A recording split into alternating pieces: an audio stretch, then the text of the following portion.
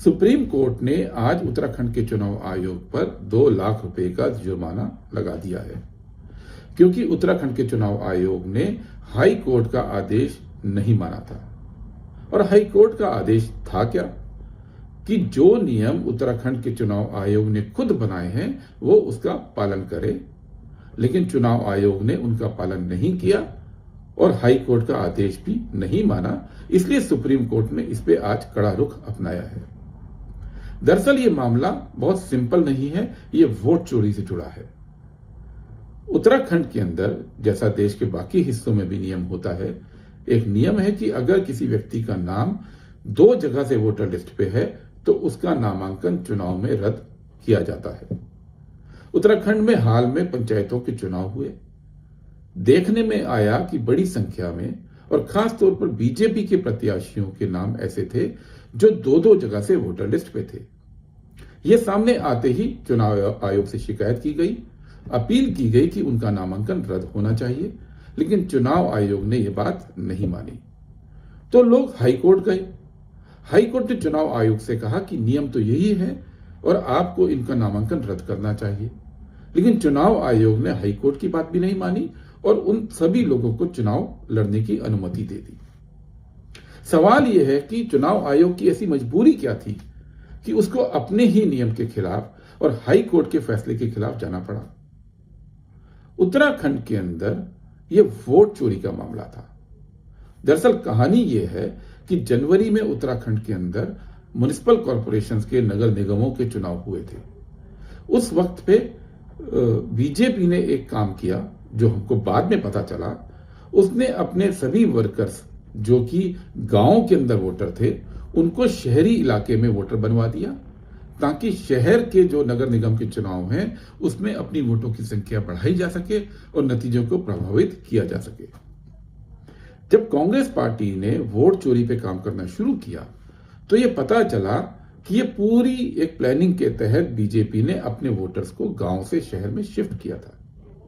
उसी वक्त हमको यह भी मालूम पड़ा कि अब बीजेपी जो कुछ महीनों बाद पंचायतों के चुनाव होने जा रहे थे उसके लिए इन सभी वोटर्स को वापस गांव में रजिस्टर करवा रही है।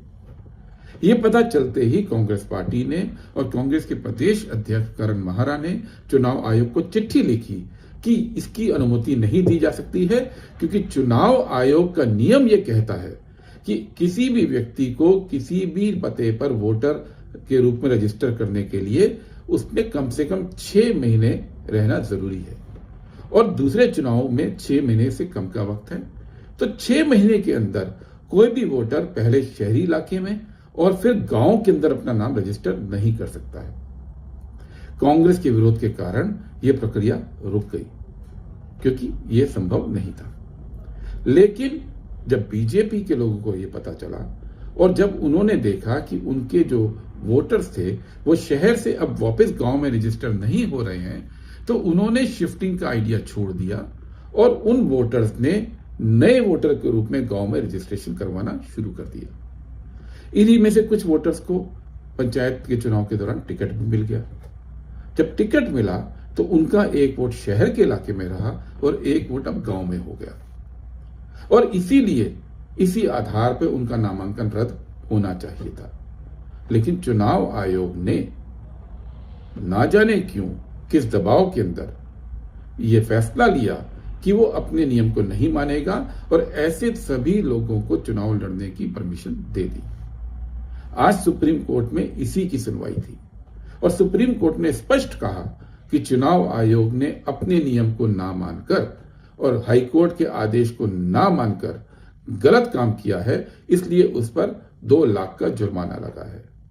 सवाल ये उठता है कि चुनाव आयोग की उत्तराखंड में ऐसी क्या मजबूरी थी कि बीजेपी के प्रत्याशी चुनाव लड़ सके, इसके लिए उसने अपने नियम का उल्लंघन किया।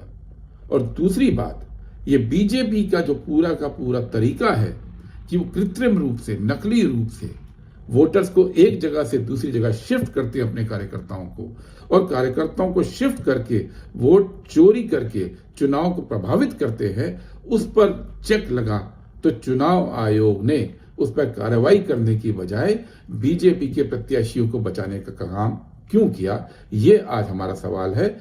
वोट चोरी की बात जो राहुल गांधी जी उठा रहे हैं, वोट चोरी की बात जो राहुल जी ने देश के सामने रखी है, वो बहुत सारे अलग अलग स्तर पर हो रही है और कांग्रेस पार्टी दृढ़ संकल्प है कि हर स्तर पर हो रही वोट चोरी को हम उजागर करेंगे, देश के सामने रखेंगे और लोगों के लोकतांत्रिक अधिकार को हम बचा कर रहेंगे।